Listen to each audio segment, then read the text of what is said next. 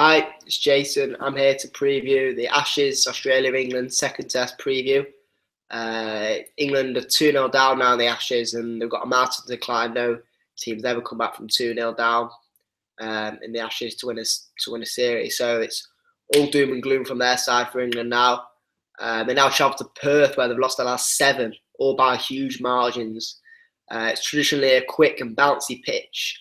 One that England do not like, when the ball comes onto the bat pretty hard, and you've got to deal with the pace of the pitch, and traditionally that has been very difficult for England.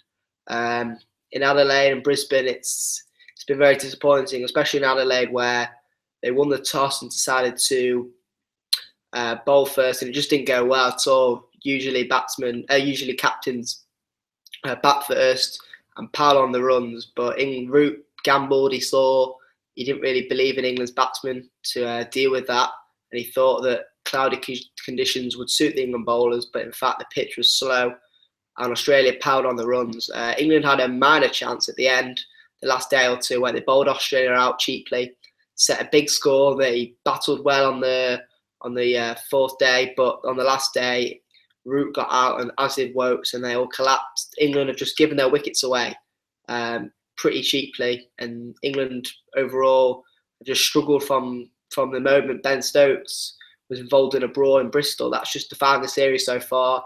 The off-the-field issues have troubled England, and it's just been a catastrophe so far.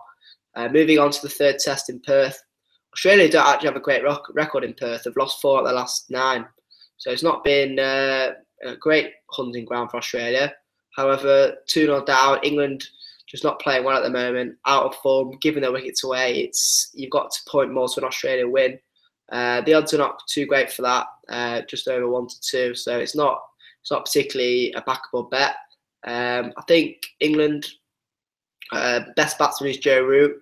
He scored 250 so far, and I fancy him to score runs on this pitch. It's usually been a fast and bouncy pitch, as I've said, but I actually think it's not really gone that way the last few years. It's slowed down a lot, and the runs have been easy to come by for the batsmen, and that's why I think 5-2 for Joe Root to be top run scorer in the first innings. I think that's a really good bet with Sky Bet, and I think that Australia, David Warner has scored 397 in his last 5 tests for Australia at Perth, and he loves coming here. The conditions suit him, and he's not really hit form yet in the Ashes.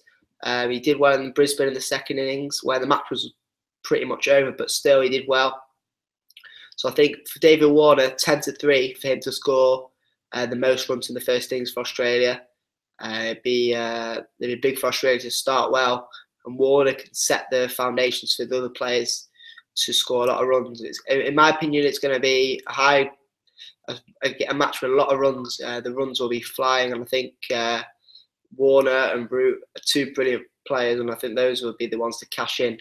So just to go over that, 5-2 for Joe Root to score the most runs in the first innings, and 10-3 for David Warner to score the most runs in the first innings for Australia.